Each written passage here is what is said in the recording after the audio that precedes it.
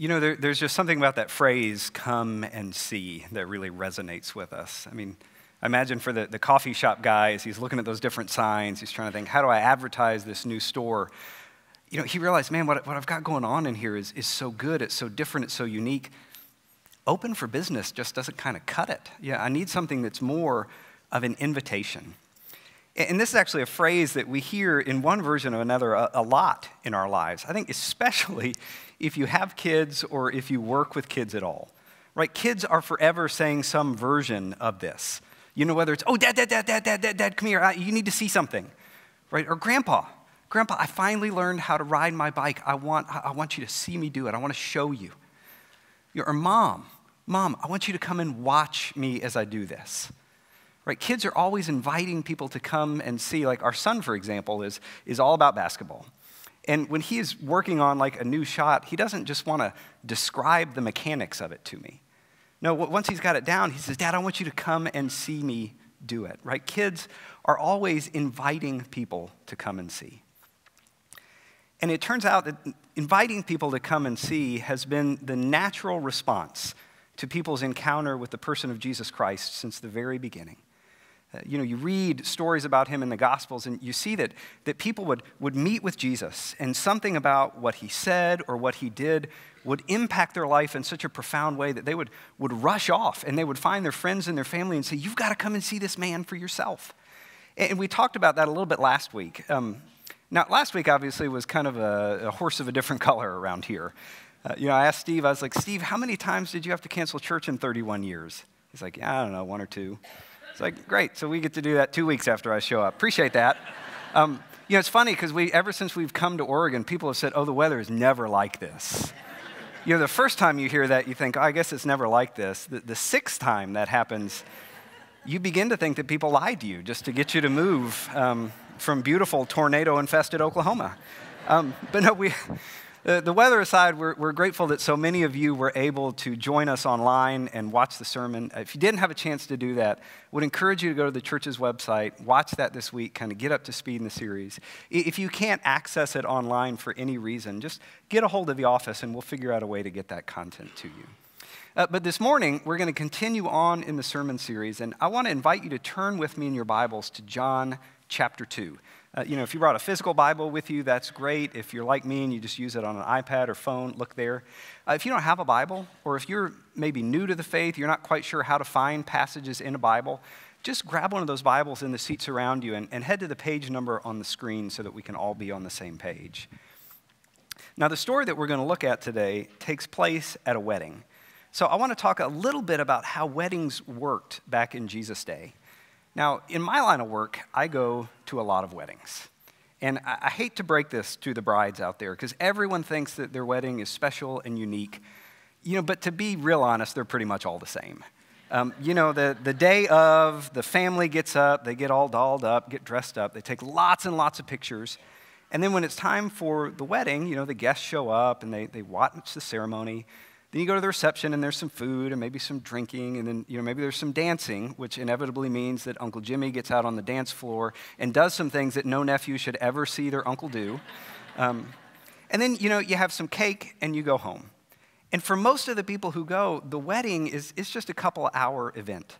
Right? For most of us, if we attend a wedding, that's not the only thing on our calendar that day. It's maybe just one of the things we're getting done that day. You know, but man, oh man, that is not how it worked back in Jesus' day, especially in small towns, which is where we are for this story. No, in Jesus' day, weddings were much more of this giant corporate event where the community would come together. They would pool resources. They would enjoy being together. And the party, right, the wedding party, the reception sort of would be our analogy today. Sometimes that would last for a week. I mean, imagine that, a week of food and drinking. And yes, I'm sure there were some uncles back then who danced too. That seems to be a fairly universal phenomenon. But just a week of really enjoying each other's company, being together, and celebrating this new union as it was coming together. And remember, the culture that Jesus grew up in was very focused on issues of honor and shame. It's much more like Oriental cultures today. Those are very important values. So think about what's at stake for the bride and groom and really for the village itself. If the wedding goes well, it's a real source of honor. It's a great way to get your marriage started. But if the party doesn't go well for some reason, like maybe you're going to run out of something and it doesn't last as long as it's supposed to, well, that's a challenge, right? That's an issue. That's going to bring shame onto the families that are promoting the wedding. That's going to bring shame onto the village itself, and that's something to be avoided at all costs. So you see, right from the beginning as we jump into this story, there's this tension building already. So let's start looking at that. The very first verse, it says, "On the third day, a wedding took place at Cana in Galilee. So Jesus' mother was there, and Jesus and his disciples had also been invited to the wedding. When the wine was gone, Jesus' mother said to him, 'They have no more wine.'" Now, we don't really know who's getting married here, but I think it's safe to make some assumptions. I think it's fair to assume that Jesus knew them and he cared about them. I mean, because Jesus gets his whole crew together and his mom in tow, and they all go to this other town to be a part of the wedding. So I think that these are people who meant something to Jesus and his friends and his mom. So they're there. They've taken the time to be present at this wedding. And mom notices that there's a real problem on the horizon. They have run out of wine.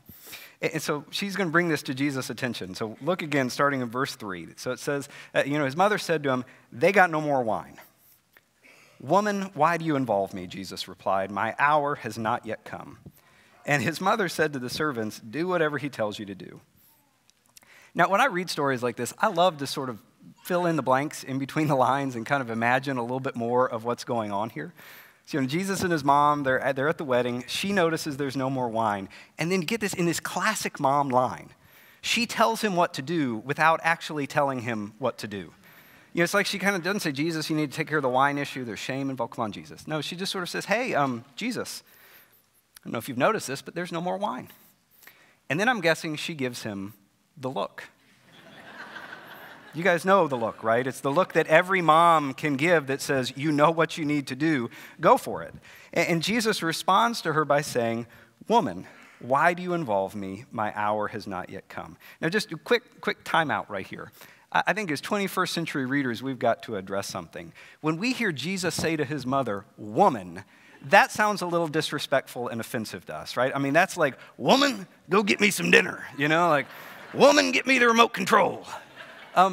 But in Jesus' day and age, that's not what was going on. The term he uses here, "woman," is just a very general term for addressing any woman. Jesus uses it multiple times throughout John's biography to talk to all sorts of women, Mary's mother, Mary Magdalene. So there's nothing disrespectful wrapped up in there at all. But I do think it's interesting that Jesus manages to slip in, why do you ask me about this? My time has not yet come. I think it's a way of saying, look, you're always going to be my mama. But you do need to remember that I have a divine agenda and purpose for my life that ultimately I'm going to have to fulfill. But the great thing is, Jesus goes ahead and does what she asked him to do, even though he says his hour is not yet come, which I think just goes to show you that even Jesus had a hard time saying no to his mom sometimes. But it's interesting. I don't think he does it just to honor his mother, though he certainly does. I think he also manages to answer this challenge that she brings up in a way that tells us some really, really significant things about who he is and about what he came to do. So we're going to jump back in. I think we're around verse 6. So mom says the word, and all the waiters at the party, they come over to hear what are the marching orders from Jesus. And he says, "Nearby stood 6 stone water jars, the kind used by the Jews for ceremonial washing, each holding between 20 and 30 gallons. So Jesus says to the servants, 'Fill the jars with water.' So they fill them to the brim.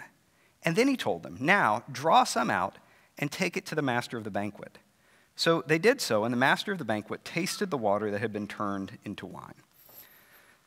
Now, I'm a visual person, okay? So when I read this, I'm like, 6 stone jars, 20 gallons of water. I mean, I know what a gallon of milk is. I was trying to figure out, like, what kind of volume of wine are we talking about here? So this week, we went to Home Depot, and we got 6 20-gallon trash cans. Okay, so you got to picture the scene as it's playing out. The Jewish customs of the day, there were all sorts of kind of ritual, ceremonial washing and cleansing that you did. So when you went to a Jewish home or party, they would have these stone jars with water in it so that you could do the kinds of things you were required to do. So the wedding has got 6 of them. And Jesus calls the servants and says, "Hey, fill these bad boys up with water." And they get filled up all the way to the brim. And then, sort of through his power, he turns them into wine. 120 gallons of wine. That is a lot of wine. I mean, that's not like, hey, Jesus, is there an extra bottle in the back somewhere so that we can, this one guy wants another cup. What can we do? No, this is an incredible amount of wine that he has provided. I mean, this is not just going to keep the party going for another hour. I mean, this thing's about to get off the hook, And then as you read on, the incredible thing is, it's not just any wine that he turns it into. I mean, it's not like Jesus turns this into Night Train or Two Buck Chuck or something like that. I mean, this is really good wine. So look at what he says. You keep going on, and the master of the banquet shows up, right? And it says he didn't realize where it had come from, where all this wine had come from. But the servants who had drawn the water knew, because they had the back row, they had the front row seat to all of this. So then the master calls the bridegroom aside and says, everybody brings out the choice wine first, and then the cheaper wine after the guests have had too much to drink. But you saved the best till now. He's like, really, man, it's just common sense. Everybody gives the guests the good stuff first. And, when they've had a little bit to drink, then you can slip the cheaper stuff in. But you've waited. You've done it backwards. All the good stuff is coming out now. And then the author throws in this line that is really, really important to understand what's going on. It says, what Jesus did here in Cana of Galilee was the first of the signs through which he revealed his glory. And his disciples believed in him. Now, I think that's a really interesting way to end the story. This is the first of the signs through which he revealed his glory, and people began to believe in him. See, when you read John's biography of Jesus, you realize that the table of contents is set up by this series of signs, these miraculous things that Jesus does to announce to different groups of people who he was and what he came to do. And John says this one, turning water into wine to keep a party going, that's sign number one. That's sort of his opening shot to announce to the world who he is. And that just seems really, really strange to me. Because you think about today and marketing and the kinds of things people do to sort of generate buzz, and you think, man, why? Why did Jesus choose to sort of start things off and announce to the world by doing this sort of kind of small-scale miracle behind the scenes at a wedding? I mean, that's not how we do things today. I mean, think about bands today when they have a new album coming out that they want to promote, like U2, for example. You guys remember a couple of years ago how U2 introduced their new album, Songs of Innocence? They work with Apple, and they show up at Apple's sort of global developers conference, right? So there's thousands of people there. All of the websites are covering it. All of the news stations are covering it. Is there going to be a new iPhone? Is there going to be this? And instead of the CEO walking out, U2 walks out, kind of rocks through the first song on this new album and says, we are giving a copy of this album away to everyone on the planet who has an iTunes account. Now, whether you like U2's music or not, you have to look at that and think, okay, that took some planning, right? That was a carefully orchestrated and engineered event that was designed to make the biggest possible impact that it could. So here's the question I want you to think about today. You got to use your imagination just a little bit. Imagine that you were God. Okay, and I know that it's weird to sort of imagine that you were God, but it's church, so it's okay to play along. Imagine that you were God, and you had come to earth to save and rescue and redeem everyone. And you had one chance to sort of announce, you only get one chance to make a first impression, right? How do you as God think, what is the best way to announce this incredible human history-changing mission that I have? I don't know what you would choose to do. But I know that if it were me, I would probably not choose to announce it by going to a little town that nobody's ever heard of and going to a wedding and performing a miracle in the back room, right? This is like back in the kitchen where even the guests don't get to see what's going on. To turn water into wine so that a party keeps going on. And yet that's exactly what Jesus chooses to do. Which I think really makes us ask the question, well, why? Why did he choose to do this? What does this tell us about him or about what he came to do? And I think it tells us a lot about him and about what he came to do. And the first thing I think it shows us about him, and this is sort of an easy thing to forget sometimes, is that this reminds us that Jesus really does care about the details of our lives. I mean, again, think about this story. Jesus is at this wedding because there's some kind of connection with the people who are getting married. He cares about them. And the wine is beginning to run out at the wedding, and that's going to be a problem. It's going to embarrass them. And because he cares, he steps in. He intervenes. He makes a difference. He solves the problem. Now, if they ran out of wine at the wedding, is that going to be the end of the world? No.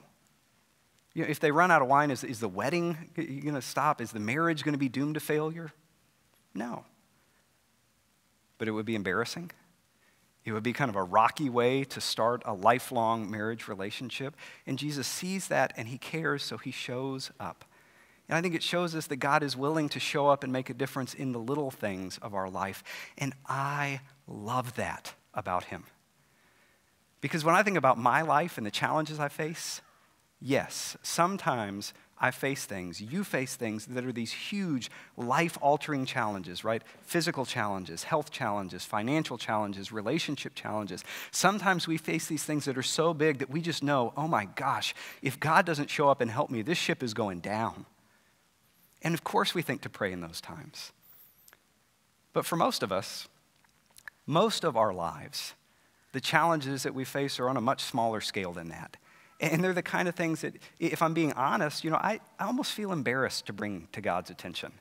Because I'm like, he's got like the whole world in his hands. And there's kids starving in Africa. And, there's tsunamis. It's almost a little embarrassing to be like, hey, God, it's allergy season and my kids are coughing a lot at night and they're not sleeping very well. Can you help them get some relief and get the rest that they need? Or God, the birthday party is tomorrow and the Amazon package is delayed even though I paid for the 2-day shipping. Is there any way you can help me out with that? And again, sometimes we just think, we can't bring these little things to his attention. He's got better things to do. But one of the things that we see in this detail is that God does indeed care about the details of our life enough to show up and really help and encourage us. I mean, just one story of that kind of from our family history. There was a time when my wife Martha was in college, and her sister wrote her a check for, it was a couple of $100s, something like that. Now, when you're in college, a couple of $100s that is a lot of money, right? So she obviously needs this money, so she goes and she signs her name on the back of the check, and then she goes to the car because they didn't have smartphones and mobile banking and all that stuff in the day. So you used to have to actually drive to the bank and give them the check. So Martha goes out to the car and her hands are full, and she sets the check on top of the car and grabs some stuff, says goodbye to my niece, whatever that is, jumps in, drives off, and sure enough, forgets that the check is up there. So she gets to the bank and the check is gone, and she does her due diligence, she looks around, she tries to find it, no luck, the check is just gone. And it's signed, so at this point anybody can pick that thing up and get it cashed. And, she, having done what she could, she just decides, well, God, I need this money. Is there any way you can help me find this check? And it just so happened that a day or two later, a lady was jogging. And it just so happened that as she was jogging, she looked down and saw this piece of paper. And when she picked it up, it just so happened that she knew Martha's sister and had her number in her cell phone so that she could call her and say, hey, I was out on my morning run and I saw this check. Is this something that you need? So she got to deposit the check. Now, did that forever change the destiny of Martha's life, that $200 check? No. So was it a life-changing event? No. But was it a faith-building event? Yeah, absolutely. Was it a faith-affirming event? Sure. Now, I want to be real clear. God is not a magic genie in a bottle that whenever we need something little, we can just sort of call on him and we know that he's got to come through with us. Again, example from our life, car keys. We have lost more car keys than any family I have ever heard of in the history of the world. Now, part of that is because we have a lot of kids, and I think they have something to do with that. But, we lose car keys, and, of course we look for them. We don't find them. We pray, and, most of the time those car keys don't magically come back on a cloud to us. So it's not like there's this guaranteed, okay, God, I prayed. You owe me this one. You got to do it. But the point I want you to take away from this is just the experience that we've had, is that when we do take the time to invite God to show up in the details of our lives, we just begin to see more and more how willing he is to meet us in the details of our lives at times in ways that are really faith-affirming and encouraging and that help us keep moving in the right direction. And I think that's absolutely one of the reasons that Jesus chose to announce his ministry on earth by changing water into wine to keep a party going. because he wanted people to see that the God who made and who holds this entire universe together, who really does have the whole world in his hands, is also interested in the details that are just practically ridiculous in our lives. So we're grateful that we see that there, but I think there's even more to it than that, because the story doesn't just show us that he's interested in the details. It also, in an important way, really tells us what it was that he came to do. This points towards his ultimate mission. Because if you think about what's going on here, what Jesus does at this party is he kind of steps in and saves the day for the master of the banquet. Right? It's really the master of the banquet who's in trouble here. He's the central character. Because his job at this party was to make sure that the party kept going, to make sure that they had the food and the drink and the supplies they need, to make sure that it was an incredible celebration of this wedding, that the village could rejoice for this set time. And this man has got a problem because there's no more wine. And when Jesus steps in and turns all of this water into wine so that the party can keep going, so that guests can continue to experience joy, I think part of what he's trying to communicate is, if you really want to know who the master of the banquet is, you need to look to me. If you really want to know who it is that has come so that you can enjoy life to the full, you need to look to me. It's fascinating. But when you read the things that Jesus said about what the joy-filled life can look like with him now and in the future, the image that he uses more often than any other image is a party. It's a banquet. Right? It's like this great family reunion around the Thanksgiving dinner table where relationships are what they should be, where joy is there. And Jesus is saying, this is really what I have come to do. I have come to ensure that there is joy, that we can experience joy, that we can experience full and free life with God and with other people, both now and in the life to come. Now, yes, Jesus came and he gets there through suffering and death. But Jesus didn't come just for suffering and dying. That's not the end goal for him. Instead, the end goal for him is joy. It is joy, and it has always been joy, the full, free life that God created you and me to live. And unfortunately, I think sometimes Christians get a little bit of a reputation not of being joy-filled, but of almost kind of being the party poopers on the scene. But if you think about it, of all the people in the world, we have the most cause to live joy-filled, joy-radiating lives because of what God has done for us and because of the way he helps us live in better relationships with other people, right? He said, I want you to have a full, free life now and life forever. And that involves being put back in a relationship with him that just transforms the way we live with everyone else. And here's the really good news about that. We don't have to do that in our own power. We don't have to do that on our own. That is possible because of the work that God himself has already done for us. Because of what God did in Christ, it is now possible for us to be put back in a right relationship with him. And what flows out of that right relationship with him can be healthy and restored relationships with everyone around us. I mean, really what happened on the cross in the empty tomb is that God throws open the invitation to join the party to anyone. And that's what he came to do. He came to sort of put our broken world and our broken lives back together so we can experience that joy. There's a line from Tolkien's Lord of the Ring books that I think about sometimes when I talk about these ideas. Have any of you guys read those books or seen those movies? Yeah, I mean, it's just an incredible, incredible story. But the scene that I want you to think about, there's a main character, a guy named Sam Gamgee, who is almost killed in this incident. And when he wakes up in this hospital setting. And when he opens his eyes, the very first person he sees is a character named Gandalf. And see, he thinks that Gandalf is dead because of something that happened like 2 books before that. So all this time, he has been living with the grief and the sorrow that comes at knowing that his friend is dead. And then when he opens his eyes, he sees that that's not true. He sees that his friend who he thought was dead is alive in front of him. And he says, Gandalf, I thought you were dead. But then I thought I was dead too. And then look at this line. He says, is everything sad going to come untrue? Is everything sad going to come untrue? Or Gandalf, I thought you were dead, and that gave me so much sorrow and grief, but now I open my eyes, and what I thought was true has become untrue. So Gandalf, could this just be the start of it all? Could this just be the beginning of the great turning of history now? Is everything going to come untrue? And I had asked you to use your imagination earlier, and I want you to do it again. I want you to imagine that you were there when Jesus turned the water into wine. You're at the wedding, but you're not the bride, you're not the groom, you're not even one of the guests.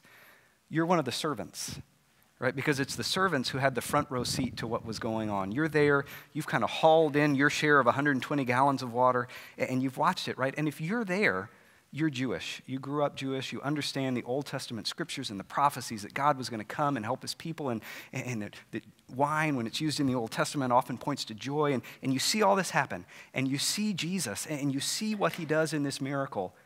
And it clicks. You get it. You get what he's trying to communicate, that he is here to bring joy, that maybe this is the beginning of the change, that now it's possible to be put back in a right relationship with God.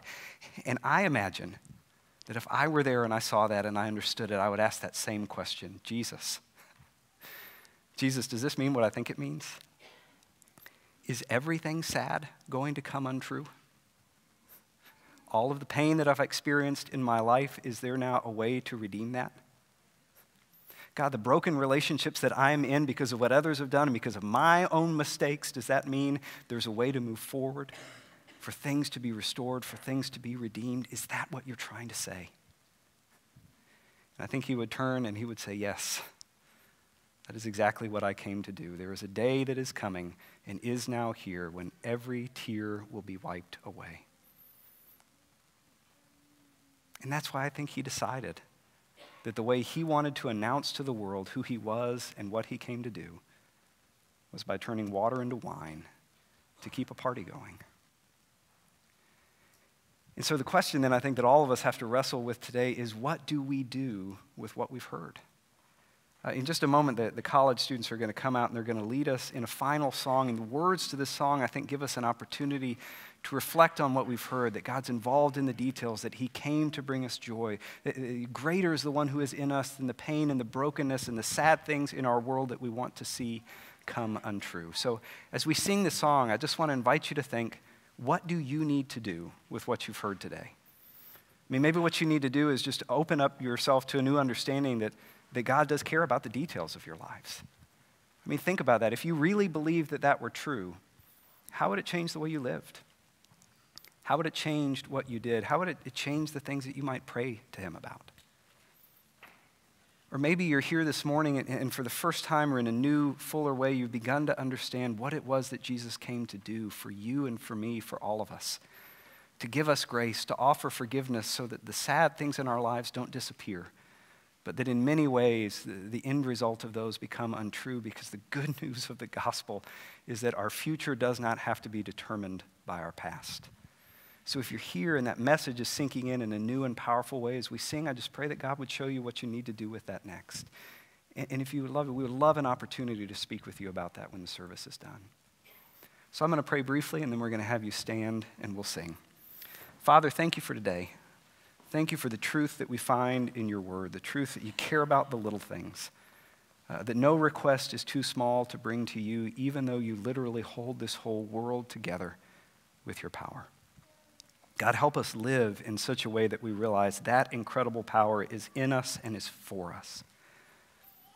And God, give us eyes to see and ears to hear what we need to do with what we've heard this morning, whether that's inviting you into the details with more and more frequency, or whether that's just opening ourselves up to the joy that you alone can bring. Not happiness, not the emotion, but joy, the deep-seated assurance that comes from knowing that our God has moved on our behalf and that he is always for us. Amen.